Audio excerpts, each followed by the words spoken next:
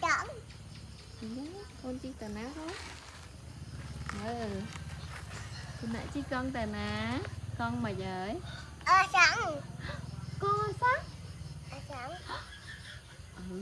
Giờ chạy xăng chứ. Rồi đi, vậy. Đầu tiên, đen dạ sẵn.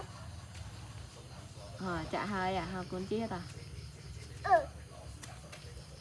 Mấy chút. Bao lên tiến. Chi tắt. Chi cho tay dưới mình. Chạy từ con không con.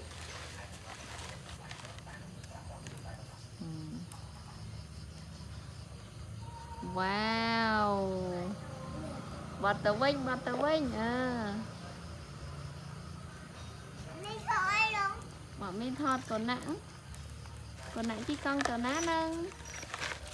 Bao phương không có. Bao phương con hết. Lùi nha. Mau cho té mình.